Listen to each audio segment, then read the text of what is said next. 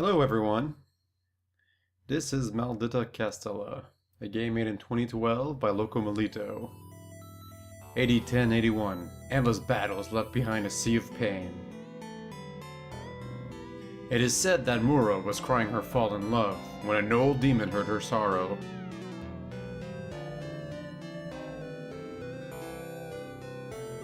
Seduced by the beast, she turned her tears into a magic key. 5 tears.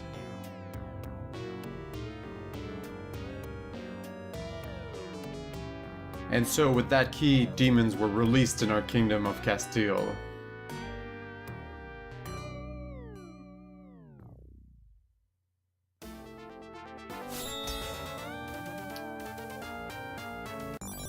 Just gonna pause it because the game tends to restart the intro pretty quickly. But this game was made by Locomalito, who is a pretty awesome indie game developer who releases all his games for free. He has a really interesting philosophy. I would probably put the link to his website in the description, but you can find him under his name, where he doesn't believe in like experience or any sort of like leveling system. Basically, he thinks that when you go through a game, the only kind of leveling that should happen is your own kind of personal growth, where you become better as you play the game. So this game is heavily inspired by Ghosts and Goblins, or Ghouls and Goblins, sorry.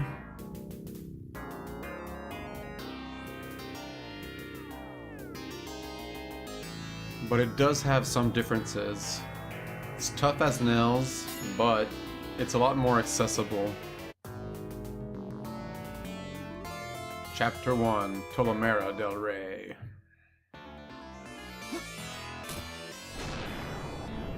Oh, just fell off the wagon. So this is the default weapon, the sword. What I like about this compared to Ghosts and Goblins is that you can shoot down. Oh shit. And also, there are treasures a little bit everywhere. It's still a very hard game. I've actually finished this game before. They actually have they included 4 different endings. So some bad ones, some good ones, and like the best one. I've actually managed to get the best one before, but I've actually mastered this game on the Ouya. So that's the sword, that's an axe, that's the scythe, which is my favorite weapon because you get to shoot 3 projectiles. I think the sword, the axe, and all of them, you can only throw 2 at a time before they disappear, while this one, you get to throw 3. And since it comes back to you, it's a lot more forgiving, because you can hit a monster from behind. The other weapon is the flail that you didn't see.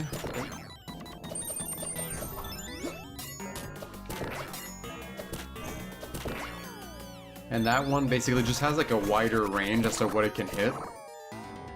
Because it goes up and down a little bit, so this one you have to be pretty specific with where you throw it.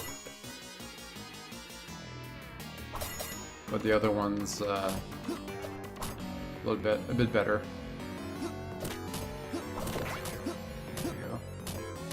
Also, any cross, if you pray in front of it by pressing down, will often yield treasure.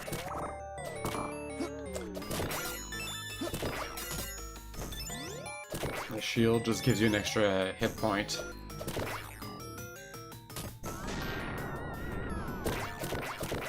So one thing that's interesting about this game compared to, or what makes this game easier than Ghouls and Goblins is the fact that you get 3 hearts, you get some health, which you don't really get in Ghouls and Goblins. You do get the piece of armor, and then if you get hit, you end up fighting in your underwear, which I always thought was lame as a kid, but, you know, whatever. Okay, careful in this area here. The fairy will hit that chest if you let her. Don't. Because this game has a time limit, and you really need to get that hourglass. But the thing is, if you open that treasure chest too quickly, it disappears. So, pretty much guarantees an early death. A crown is a life. Just another weapon spawn. This is a little secret here. So you find the first of Mura's tiers. If you listened during the intro, I mentioned that there were 5 tiers in that pentagram. Well, there are 5 tiers hidden in the game, and you need to find all 5 of them if you want to get the good ending. They're not the most obvious to find, and if you download the PDF of the game manual on the Locomalito site, apparently there are hints as to how you can find them. I did not find all the hints through the manual. I cheated a little bit by watching other people play the game on YouTube. And the first boss battle. Zarampla. I don't know if I pronounced that right. Shoots 3 or 4 acid spit, and his little slug appears as it gets lower in health. You can only hit its head. Body does nothing. It kind of blocks it, which is kind of annoying. But having this weapon kind of makes things a bit easier because you can shoot so many projectiles at the same time. There you go. Forgotten Castille! I have no idea if I'm pronouncing that right. There you go. I get a little nice bonus because I did this flawlessly. Could have been quicker though. Chapter 2, Row of the Harpies.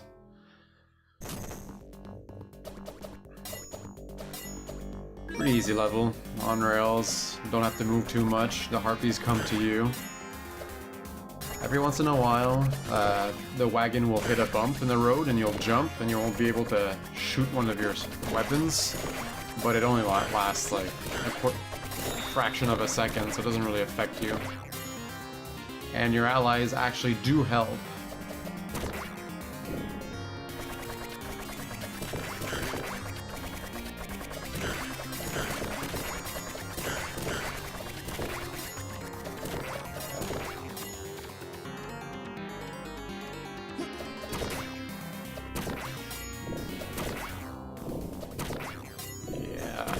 I don't know where these owls got all these cauldrons, but oh.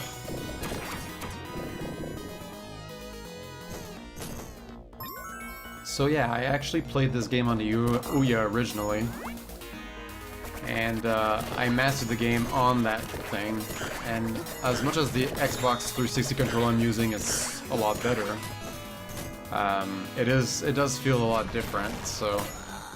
Oh no, Quesada! Damn two-headed vulture!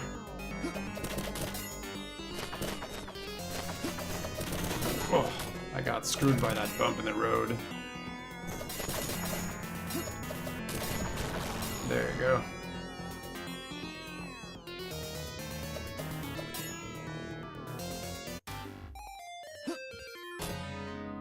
We will meet in the forest. Yeah, these eggs are kind of annoying. You kind of have to kill them because if you don't, if you just kind of go by them, they still crack at the edge of the screen. And, oh, well, some of them don't seem to be. At least they do it on the Ouya. Maybe if they've spawned long enough, they do.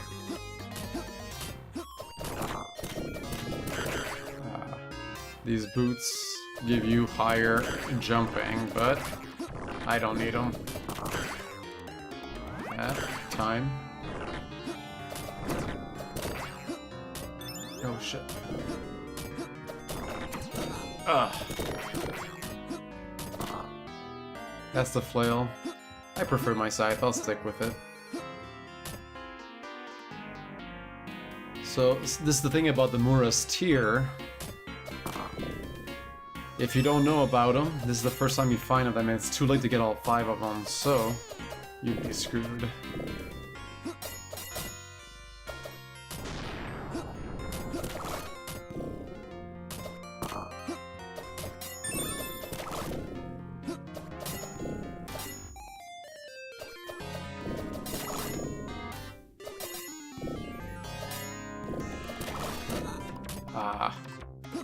recall having a life somewhere, but I guess I am wrong.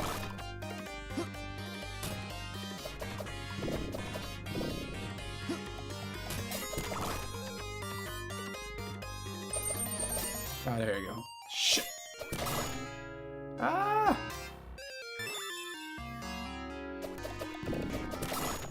To get the best ending, you actually need to not use any continues from, if I recall correctly, or die less than a specific amount of time, so collecting all these extra lives is not necessarily useful.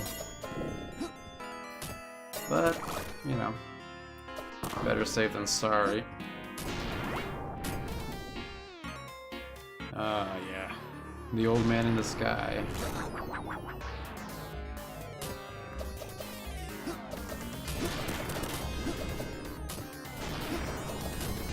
Oh shit.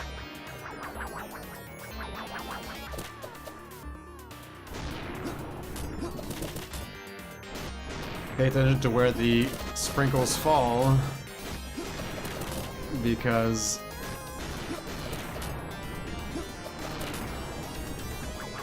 that's where the lightning will hit.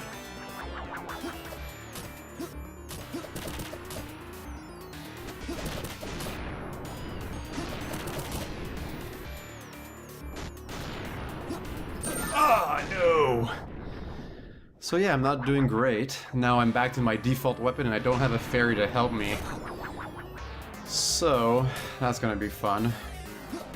But at least the range on the sword is a lot better than on the scythe.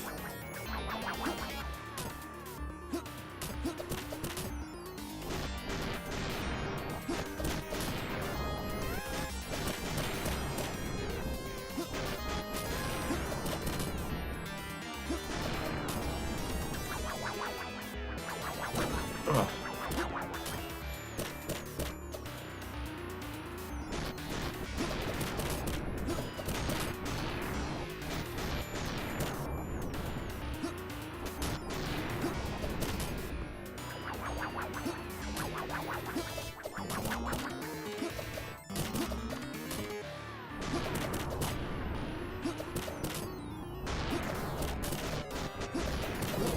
There you go. Yeah, so I don't know if picking this game as my first Let's Play is such a great idea, considering it requires a lot of focus, and some of these battles are pretty tough, but whatever. I'll just get quiet when the times get hectic. Interlude, Plague Dance.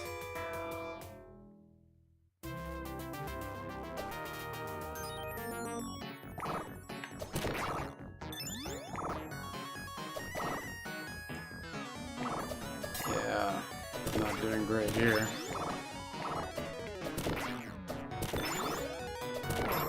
There you go, at least I got the extra life.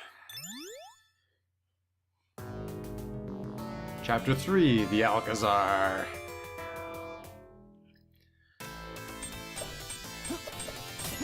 This is where the game actually starts to get a little difficult. And you'll see the first mini-boss actually comes back as a semi-regular enemy in this level. And you will see some of the snake, the first full boss. At least this one doesn't shoot fire on the floor.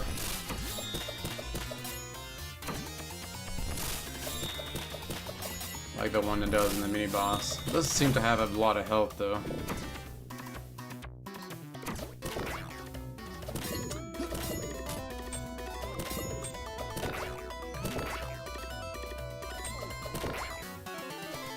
Oh, come on, scythe. Some weapons go through walls, the scythe doesn't. Small price to pay, though.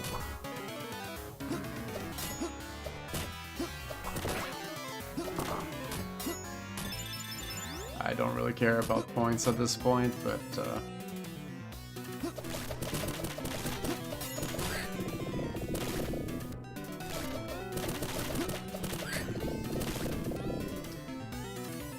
the sight's really handy because when it gets to the maximum distance it can get,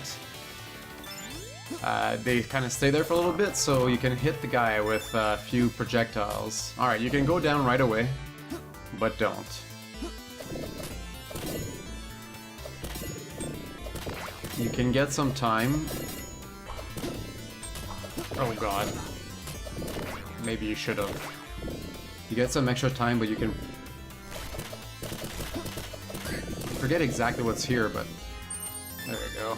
Ah, I forgot it was an invulnerable potion. You're supposed to take that later, on the way back. You get a key. I think just wanted to get one of the tiers, actually. But on the way back, you'll notice that the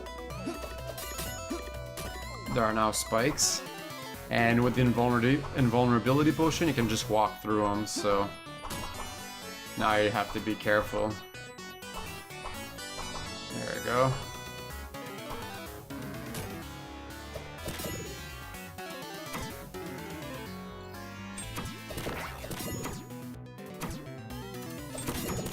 Oh god, oh god.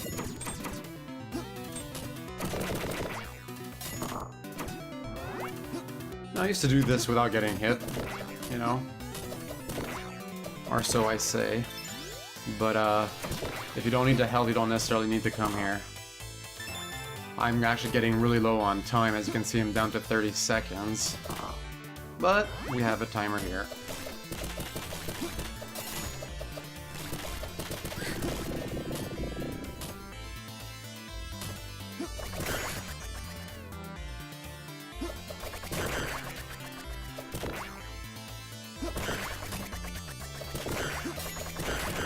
You can avoid some of these, do it.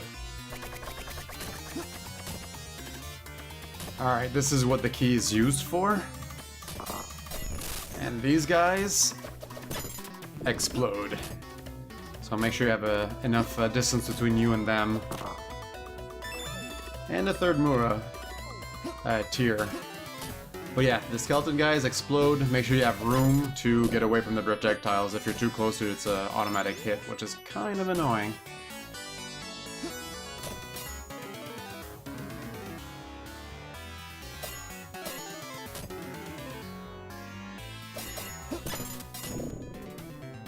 I'm gonna play it safe. I'm not playing the greatest right now.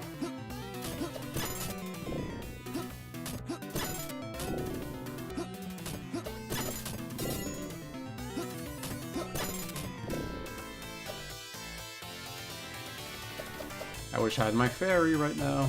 Yeah, those spikes are gonna kill you right away, so... yeah!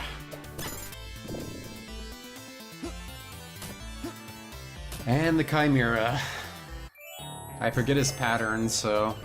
I might die.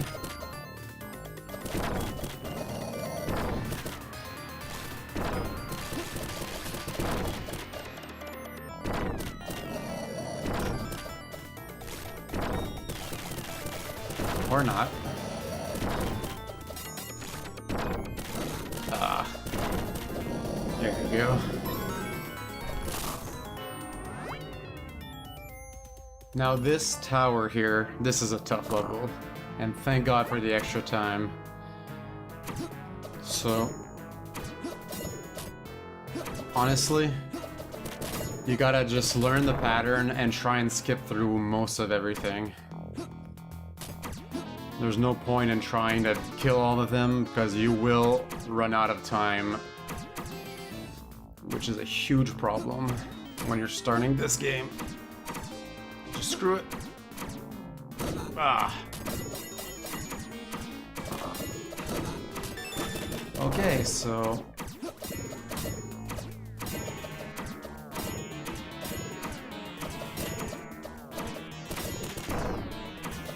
let's make things a little bit... oh no!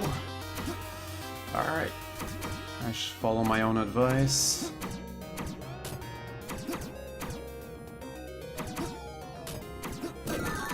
And I suck. Arg.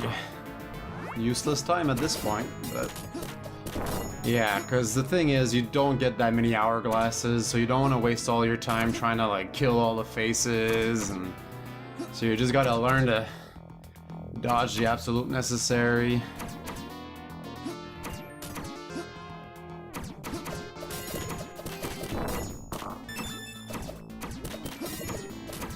A sword will make this area a little bit easier.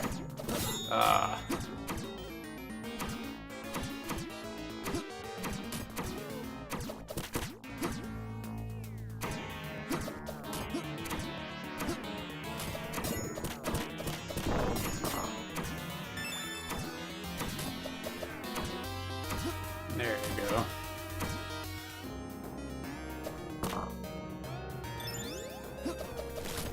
So there are a bunch of secrets in the game as well that don't really contribute to anything, but if you get the good ending, you get to go into this like this feasting hall with the king, and you need to get these Amethyst of Gaul, the best book ever.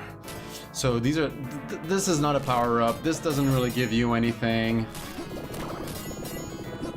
It's just this little cool little secret you have to find. Ugh! And I forgot about that guy. But yeah, if you want to have the absolute best, you need to find all of these little areas. Some are not really worth it, to be honest. They end up wasting a lot of time. I'm not actually aiming to find all of them, but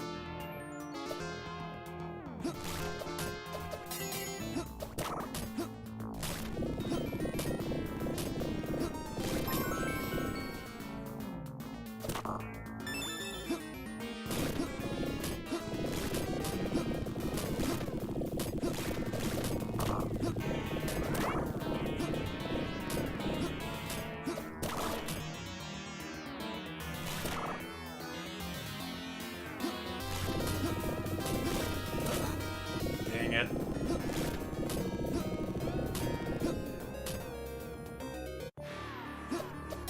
Say hello to the Tin Man.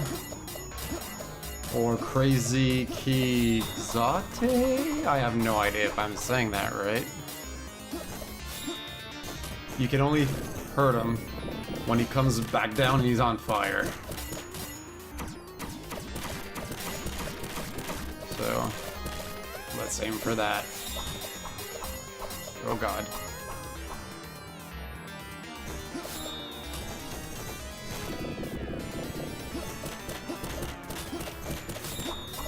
The thing is, you can be pretty careful. A lot of these bosses, like if you kind of learn their pattern, you can be really careful and just kind of get through them. But when time is of the essence... Oh god.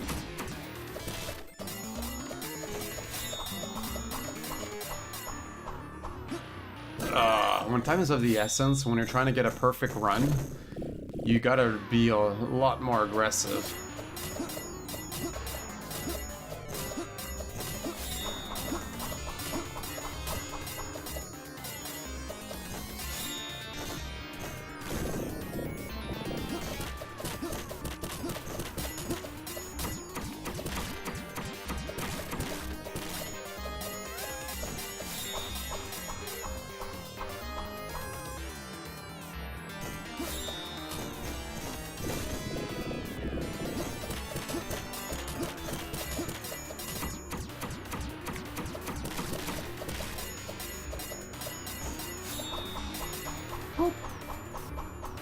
There you go. Yeah, this is one of the moments where I'm trying to focus. Ah, there you go. Perfect. Avoid the flames, a little trap at the end there. Forgotten Castile! Huzzah! And I'm not gonna get the perfect score. Alright, well, thanks for watching, guys. Hope you're enjoying. If I missed any of the secrets, feel free to let me know. And if I'm pronouncing some of the words wrong, definitely let me know. Anyways, take care.